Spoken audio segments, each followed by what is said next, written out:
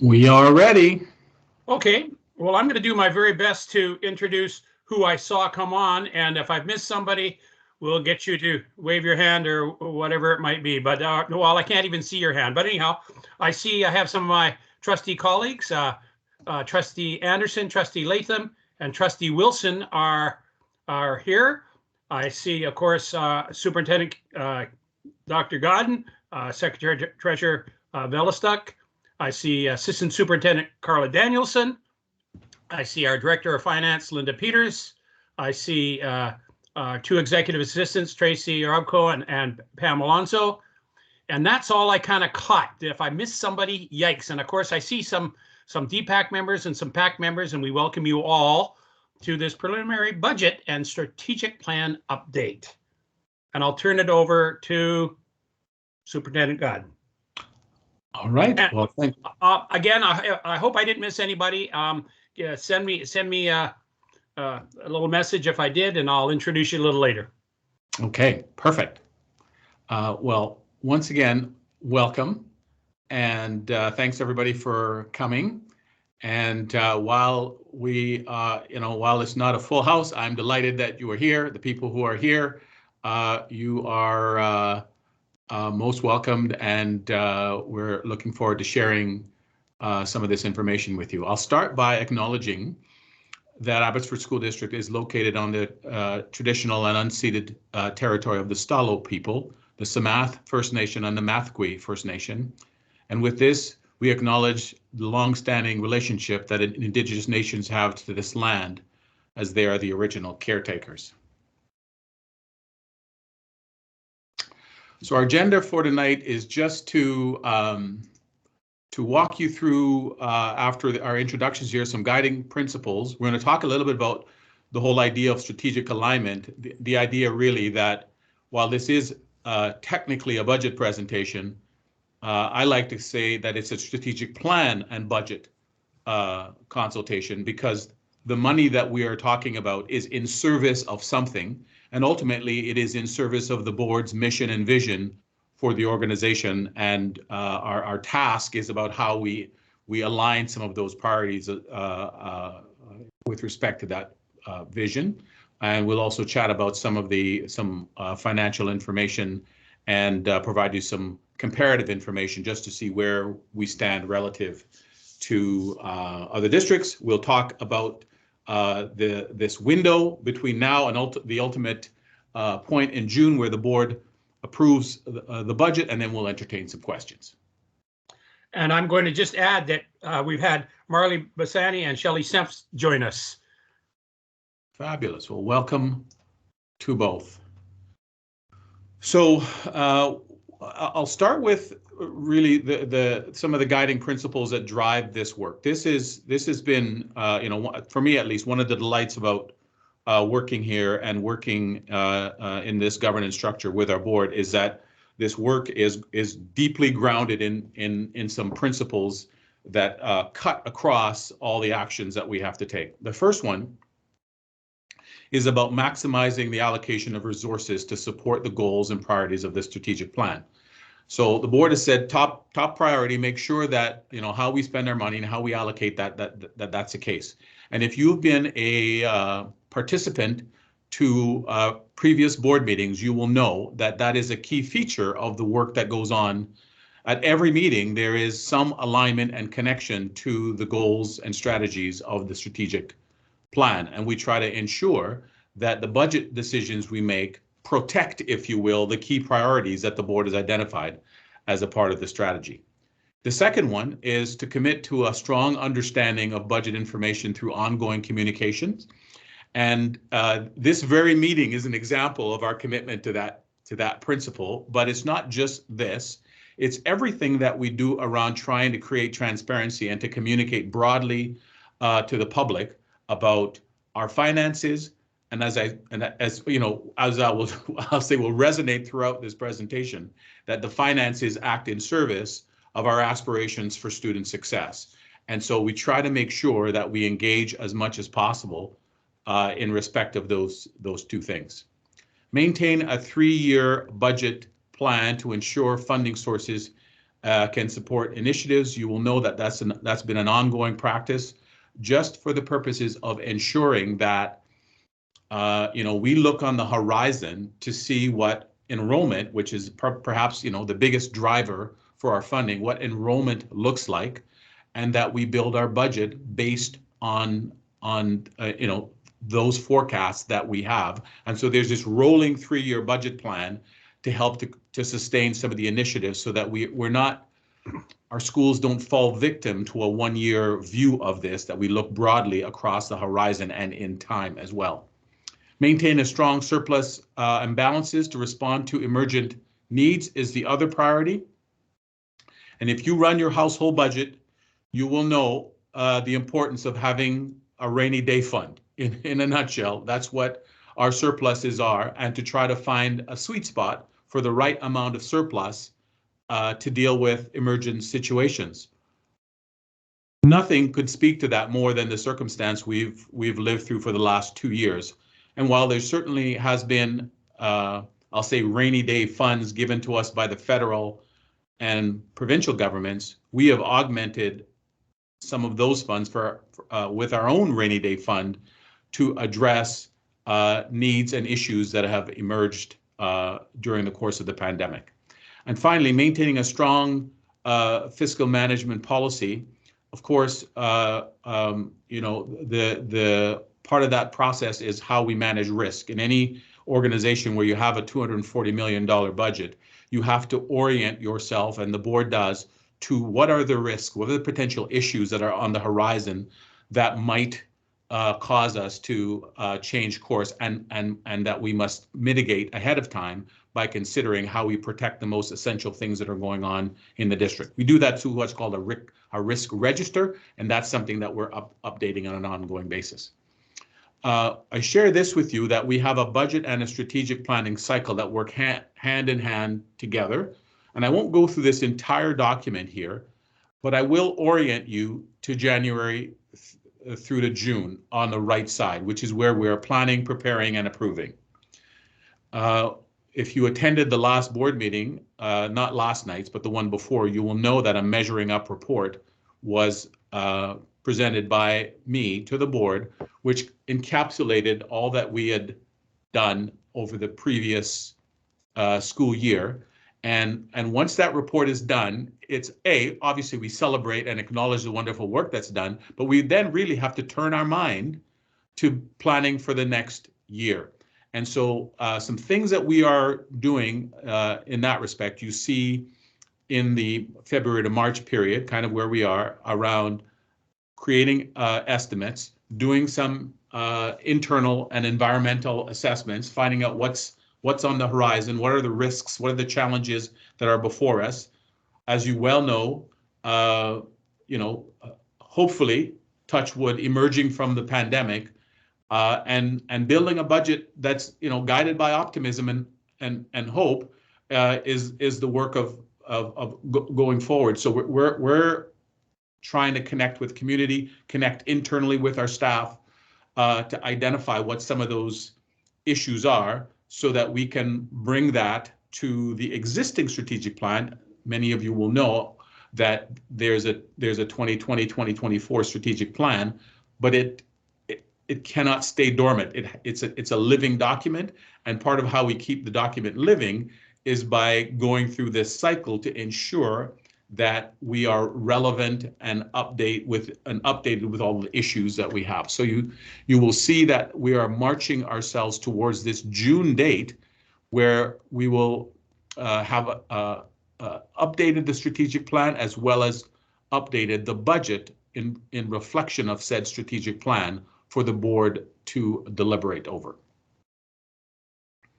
And so here's the key piece here. So the board strategic plan has 4 pillars, as you see there. One is the progressive workforce, which really talks about the capacity building of the people. The people are the engine who drive our school district, be they teachers, instructional support staff, bus drivers, or mechanics. The other one is about the engaging opportunities, which is how we engage the community as well as our staff in the board's mission. optimize resources. This very presentation is a part of that commitment about how we are creative and responsible and manage our resources. And of course, the biggest priority and the reason why we're all here is about student success and all kinds of student success and student success at all levels of the district. So to capture all of that, there are currently 11 goals, 25 objectives, and if you can imagine across the 2,000 plus employees, 200 plus objectives that are in service of the board's vision and these 4 pillar statements.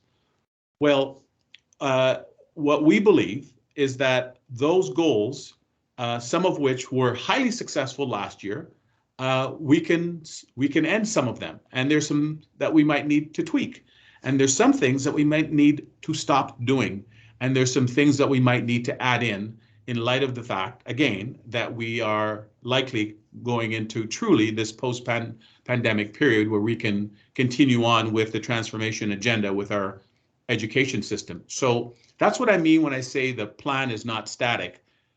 We have to engage with the community as a way to update and continually improve this plan in service of a mission of a world-class individualized educational experience for each child. All right, and I think this one's you, right? Thank you, Dr. Godden. So what I'm going to do, and it'll put some context and parameters around what Kevin was talking about in terms of our strategic plan. But what I'm going to go through is some financial information about the district's budget, create some awareness in order that the public can better engage with us in terms of our budget deliberations. So creating that awareness and understanding around the budget, in keeping with one of our principles, will really allow people to have a better understanding and contribute in a meaningful way to our budget process. So, like Dr. Godden said, we have almost a $240 million budget in the fiscal year 21-22, and our fiscal year runs the same as the school year. It starts July 1st, ends on June 30th. And you can see that our operating fund budget, which forms the biggest part of our discussion when we talk about budget, is in our operating fund.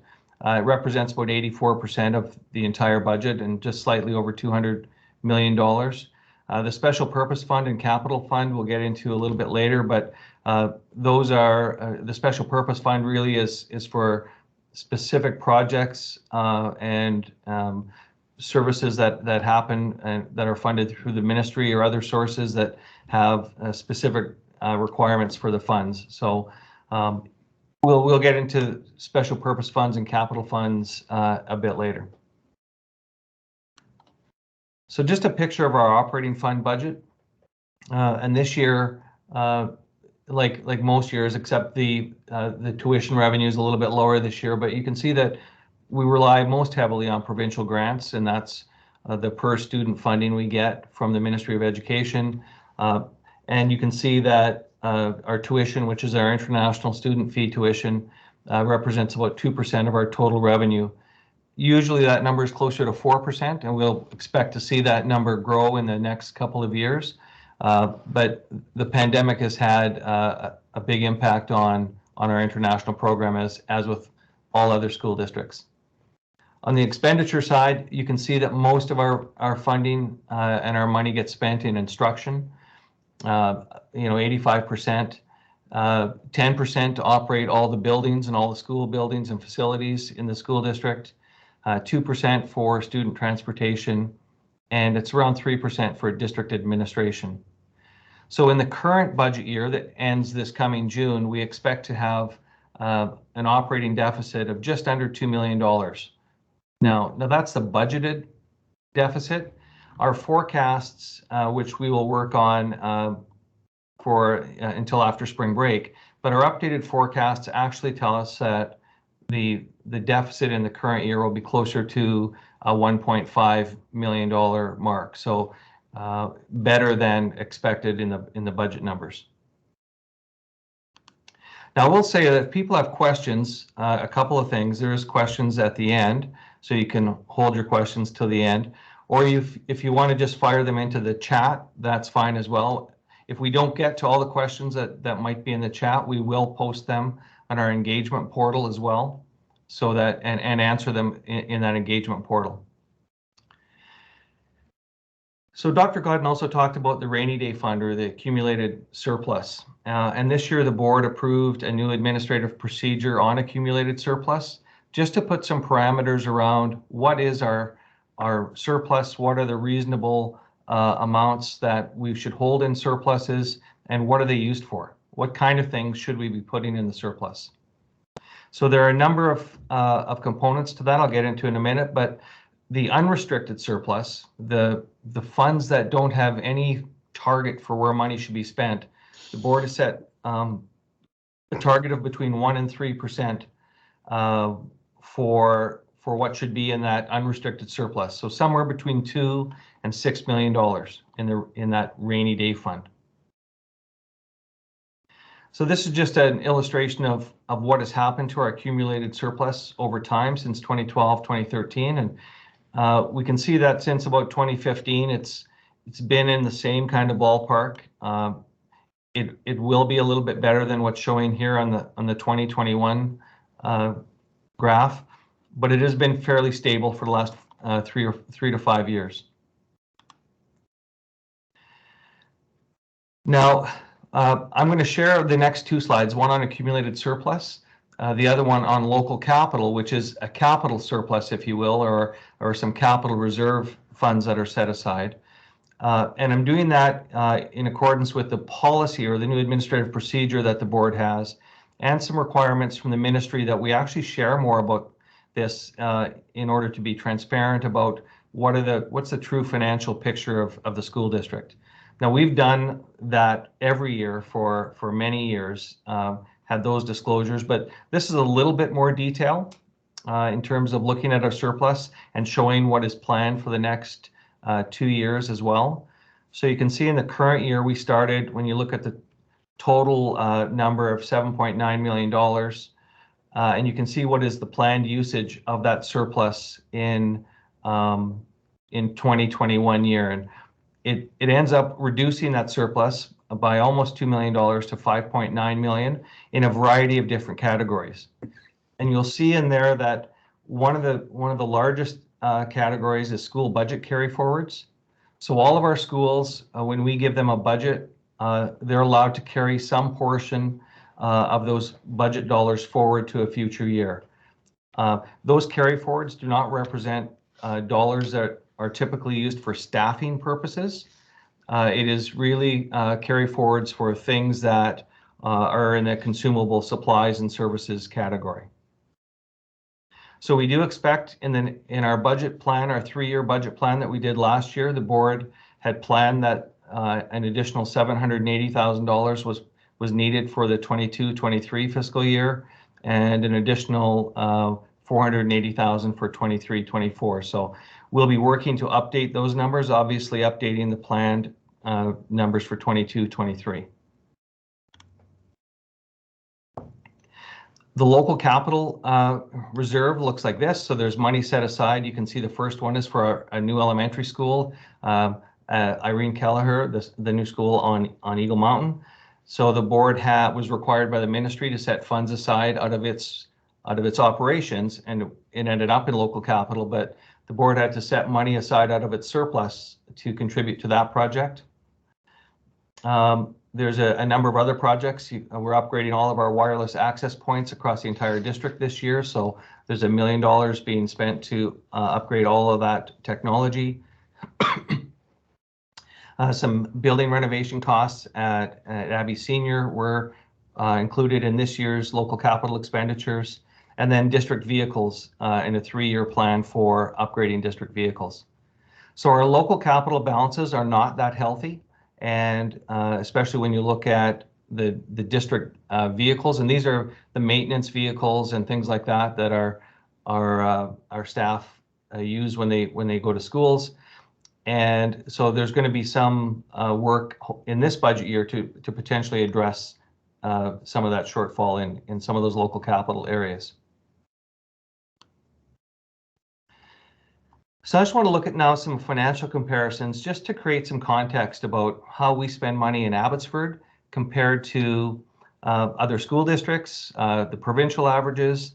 And what I've done is I've typically looked at our neighboring school districts of similar size, and then looked at what is the provincial summary of information in terms of how much of the school district's budget is being spent in some of these areas. So we look at instruction first, and there's four main categories, by the way, that we'll talk about it for this comparison. And the main functions of the district we talked about were instruction and administration, operations and maintenance, and transportation. So in the instructional category, when you look at this graph, you can see that we spend more than the provincial average. We spend when you look at the comparison, less than some school districts, more than others. There's a variety of reasons when we drill down to look at some of the rationale for some of those things. And in some years, we've had to dig deep in trying to figure out why are we an anomaly in a certain area. We do measure up pretty good in this area. This is one of the focus areas that the board has had, is to spend as much money on the instructional function as they can, and that's supported by the strategic plan as well. So just to put context around it, though, so you get an idea of how much money is involved in here. If we simply spent at the provincial average in this category, we would spend $5.2 million less than we currently spend. So by spending that and having our line going up over the 83%, up over to the almost 86%, it represents $5.2 million in additional resources allocated to instruction. And then when we look at district administration, the provincial average is just over 4%. We're just right around the 3% mark.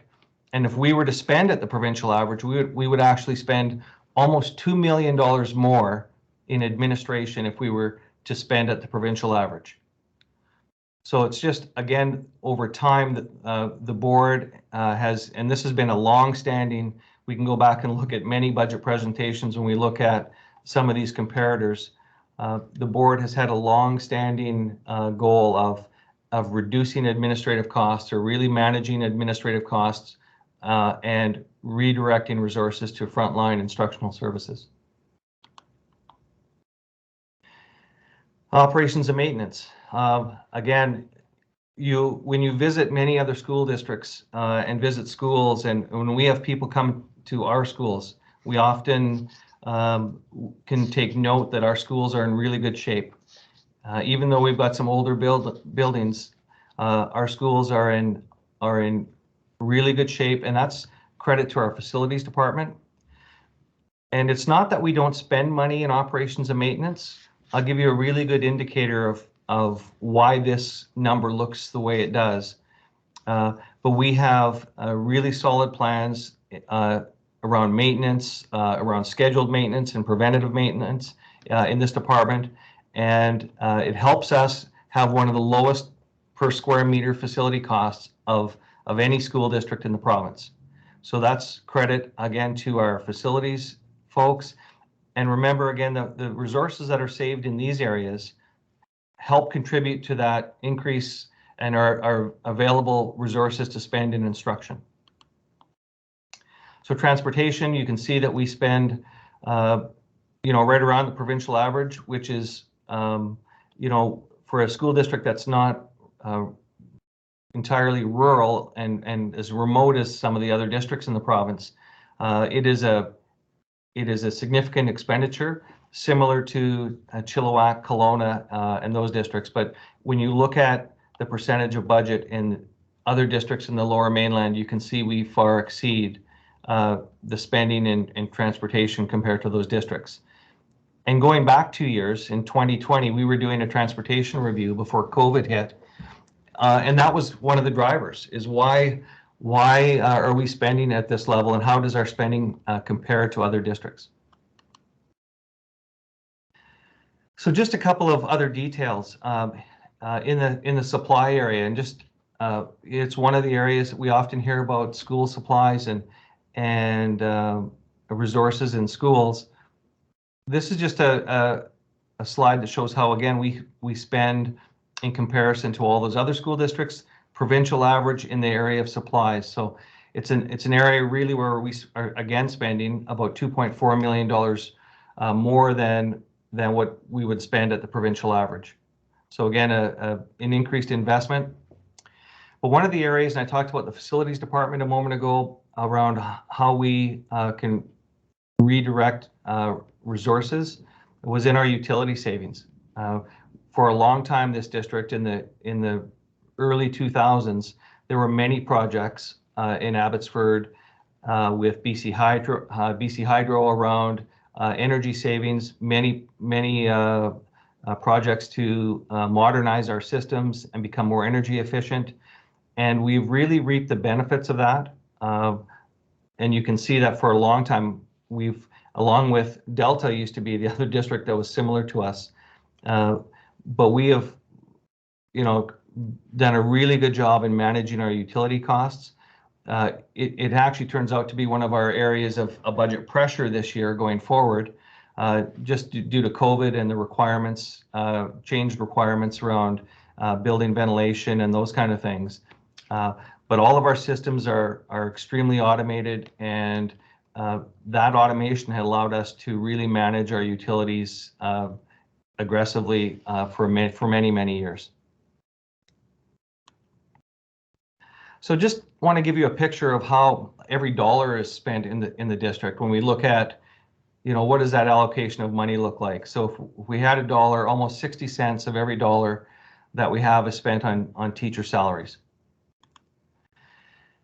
About 7 cents on principals and vice principals, 11 on education assistants, 3 cents on school support staff.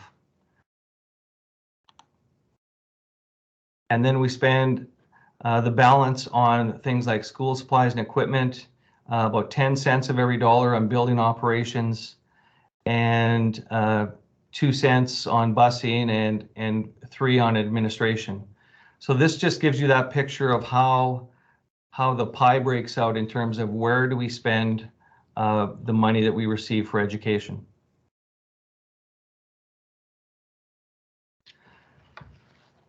So having all that comparison information and create some context for how we build the budget for the next school year, we start to look at some of our budget assumptions, and enrollment obviously is the biggest driving factor to the budget. Right now we are forecasting a slight increase in enrollment in both our funded students that reside in BC and our international students. Some budget assumptions that we have is that there's no shifts in provincial funding. We'll find out on Friday what that provincial funding looks like when the ministry releases the operating grants to school districts.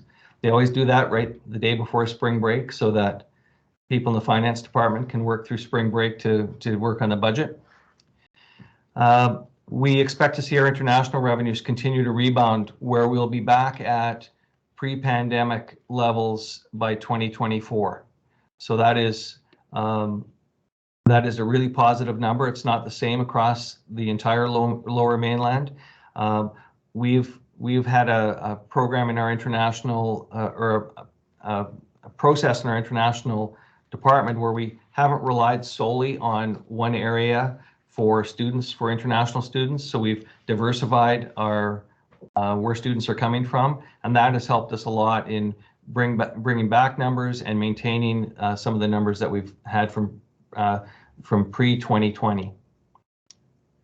So we also assume that we're going to be back to pre-pandemic operations, that all of the services that we provide will be back to pre-pandemic, that any additional costs that we had incurred related to the pandemic will not be part of the 22-23 budget.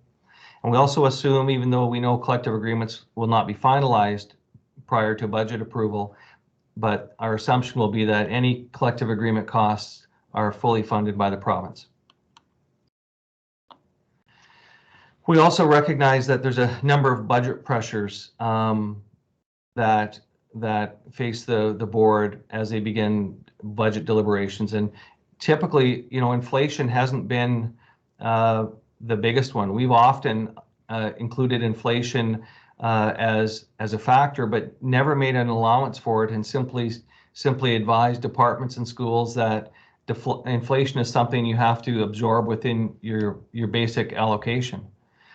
Looking at the budget this year and looking at the way inflation is looking, we're going to have to make some allocation to recognize the inflationary costs that will be present across the different districts in a variety of different departments.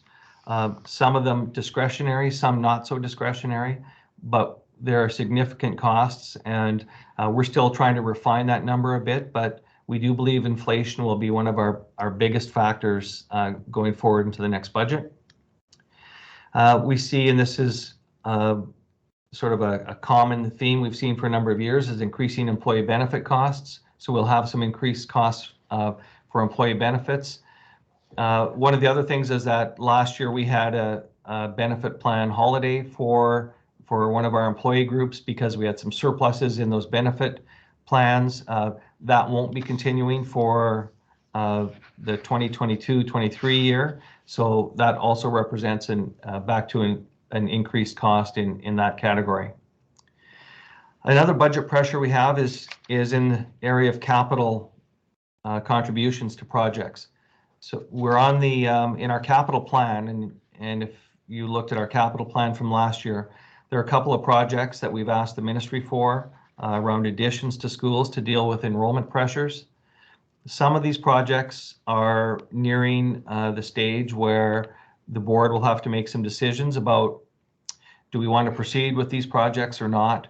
And the reason the board will have to make a decision is that the ministry's requirement has now been, and for the last number of years, is that the board will contribute a certain percentage to these capital projects.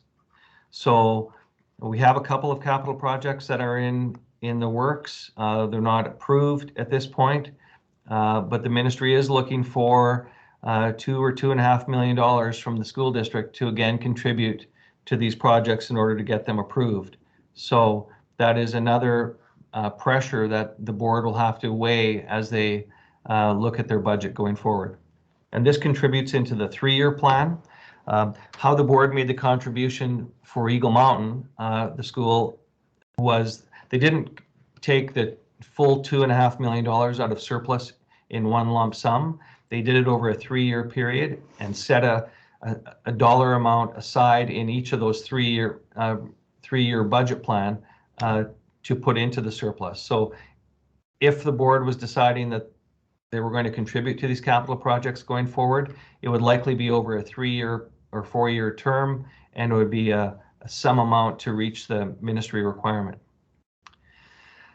Another budget pressure we have, and it's a good one, is that we have to operate a new school. So we need a new school administrative team. We need all the things that go into the base budget for a school, new clerical, custodians, all those kind of things, a new photocopier, all the new things that we will put into a school that have some increased costs associated with them. And the remaining pressure is just some lingering issues related to the pandemic, and we're still not 100% sure about what those might look like. Many of them are in the health and wellness area, so that they show up in employee costs, but we do expect to see some lingering effects of the pandemic going forward. So this, in a real summary, is a picture of what the projection looks like at this point. It always looks worse at this point than it does a month or two from now, when we've had a little bit more time to look at the final operating grant, finalize those enrollment projections. But you can see we've made some estimates for the cost pressures I talked about, and identified some other costs that we see that need to be part of the budget going forward. So right now it's a deficit of about $4.5 million for next year, and I'm not alarmed by that. I'll tell you, I think that there's work that we need to do around the budget to uncover what we can do to not have a $4.5 million deficit. Part of it obviously is to see what that operating grant looks like in the next couple of days. But this is what the starting point looks like at this point. So we talked about the strategic plan, and the next phases of our budget development really are about finalizing the strategic plan and the priorities and initiatives in that plan. We need to review and update the goals and objectives and priority areas. We also then will need to finalize those student enrollments, whether it's international or the regular funded students.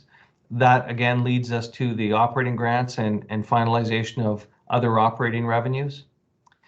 Once we have that enrollment number figured out, we begin to work on school-based staffing and determine the number of teachers and support staff and education assistants that are needed in all of our schools. And then we develop, we have a school allocation model, so it'll allocate other resources out to schools for supplies, equipment, and other school-based resources, and also for our departments like technology and facilities. We'll then go through the process of looking at our risks that present a potential problem for the district in the coming year, and make sure that we've got adequate mitigation strategies planned should any of those risks arise. So that is a significant one for us to focus on. When we were doing this budget 2 years ago, at the March, I think it was the March 12th public information meeting,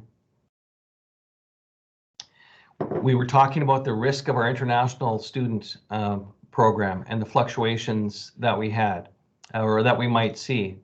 And we were talking about a 30 to 40 or 50% reduction in students, and it turned out to almost be a 70% reduction in our international program. So it was a significant loss of revenue for the district and required us to make significant spending adjustments as well. So once that is done, we will be able to present a budget to the board. So I just want to share a video that's going to be loaded up on our engagement portal in the next, I think it's loaded up there right now, and I'll share the web address on that with you in a moment, but just a budget video similar to what we had last year that's just designed to increase the engagement of the community and public with our budget process.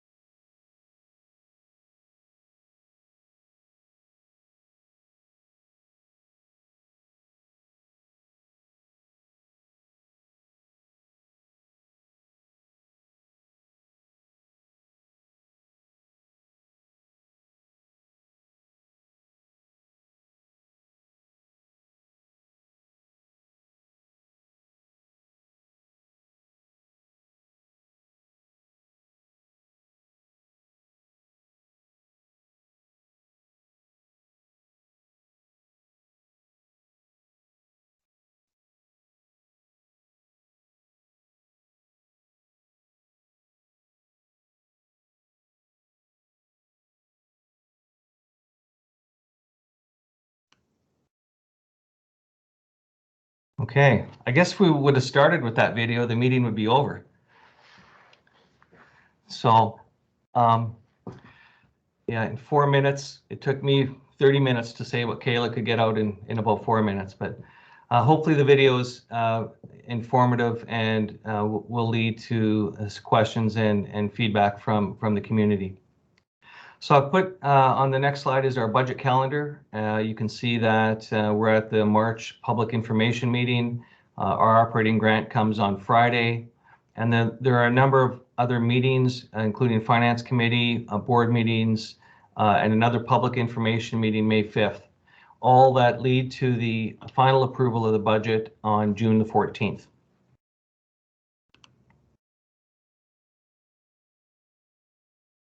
So the ongoing plan, in addition to all that internal work that we're doing to develop the budget, we'll also be implementing a thought exchange process very shortly. We'll continue with information being shared in our public budget meetings.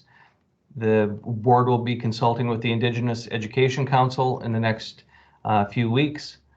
And then our budget engagement portal, engage.abbeyschools.ca, is open for people to go and have a look at information in the budget. So this presentation will be loaded in there. In the next couple of days, we'll have loaded in some questions and some other financial information. So it's a little bit of a work in progress, but by the end of spring break, it should be fully up and functioning, and we'll be soliciting feedback.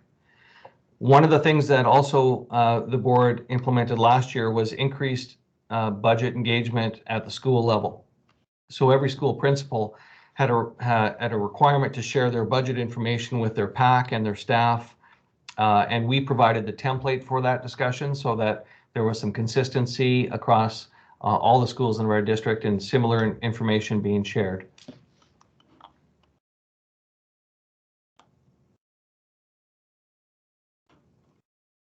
So that's it. And I guess we can take questions. I don't know if there's any questions in the chat. I'm going to just say thank you, Superintendent Godden and Secretary Treasurer Velstep, for your presentation. Thank you, Kayla, for the video.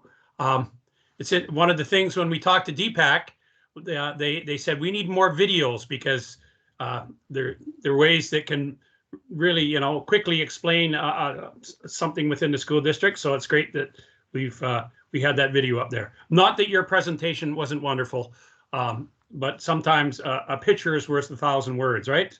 We've heard that. Absolutely. So do we have questions? By the way, we need to thank Linda Peters and her finance team for all her support of this budget process. It's a everyday work for them, and we appreciate their efforts. Absolutely. All right, questions. If somebody wants, they can put their hand up too, I guess, and they can ask a question if they'd like. Oh, I see. Tanya from Bateman. Do you have a question? I do. Can you guys hear me? We can. Thank you. Yes. Perfect. Well, I just want to say thanks again, Ray. I've been watching these for years, and I used to think going to a budget meeting was going to be really dry and boring, but you always manage to make it really understandable. So thanks for doing that for us. I have two questions. One's quite general and one's a little bit more specific. So my general question is, on behalf of the secondary PACs, at our January PAC meeting, our administrator had talked a little bit about comparing the way that we pay for athletic fees compared to other districts, and making that a little bit more, marrying that up a little bit more. And then in the February meeting, he said he hadn't heard much about it. So I'm just wondering, can you speak to that at all, whether or not that discussion is still happening and whether or not it's addressed in next year's budget? Oh, yeah, athletic fees has not made it to my desk. And I don't know, Superintendent Godden, if that's something that Mr. Bondi would have. I was aware of the conversation, Ray, but I'm not sure what the status is. So I'm not in a position, Tanya, to give you an update. But I'm certainly aware of the discussion that was going on and the need for some action there. Okay, awesome. And then my specific question. So I've been helping Shelley Portis with setting up IKT, I think it's now. I'm not supposed to include elementary in the title, right? It's Irene Her, and I need to work on my pronunciation there. So I'm just helping her out because obviously they need to set up a pack and they don't have any parent help right now. And there's a lot going on in the spring after spring break. So we met actually yesterday on International Women's Day, and we were talking about ways that we can plan for the spring. You know, with a parent meeting, her Ready, Set, Learn that she's going to have to do, even though they don't have kids in the building, things like that. I had asked to communicate with whoever was going to be her administrative assistant, and she said she wasn't getting one until the 1st of August. And I'm just wondering if that maybe can be addressed in this budget, getting her somebody a little bit quicker, because that's a huge job for one person to tackle, like ordering supplies. She said Linda's been amazing, you know, getting her stuff whenever she needs it. She's a wizard, I'm told. But I'm just wondering if that can be addressed maybe in this current budget, because that's a lot to do for one person dealing with finance and all, you know, obviously more than a normal administrator would have to deal with. Yeah, absolutely. I thought we had moved a date back to some place in May or June, so I'll have to check on that. But this budget starts July 1st, so it would have provisions for staff that would start July 1. So I'm not exactly sure of the date when that will happen, but we'll look into that. Awesome, thanks, and thanks again. No problem. All right, thank you, Tanya, and thank you for your support. Other questions?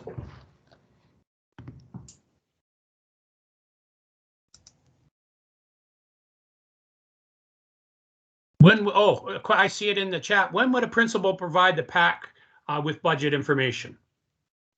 So as part of the budget development process, the principal will be meeting with their packs this spring, sometime before the end of May, to share the school's projected budget for the coming year. And there'll be a presentation and a budget format for all schools to follow with that.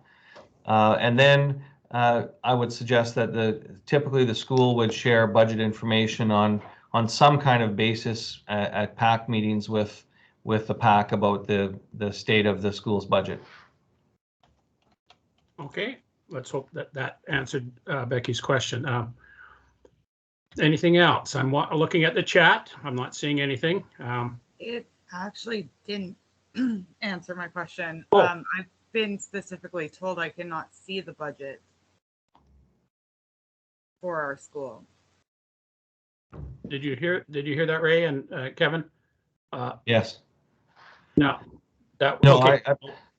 Yeah. There's definitely the ability for you to see the school budget. So if you haven't seen it, I know that you did reach out to me a while back. If you still haven't seen it, and you still haven't seen it? No, I have not. Okay. I asked specifically for it before tonight, and I was ignored. So. Okay. I'll get back to you directly, Becky. Thank you, Ray. Okay. No other questions. I'm seeing a comment. It was very informative and well planned meeting. Thank you for that.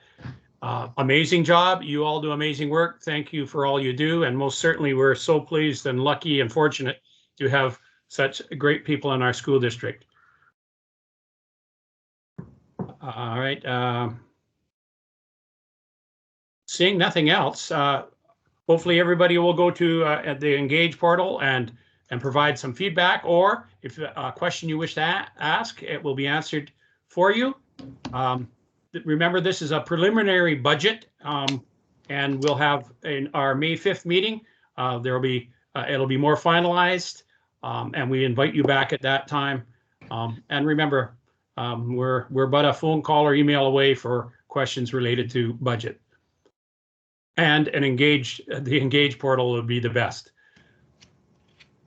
So thank you to all who have attended and who have watched this presentation. As a board, we think it's very important to make this information available to all our constituents. And we wish you well. All the best. Good night. All right. Good night. Good night.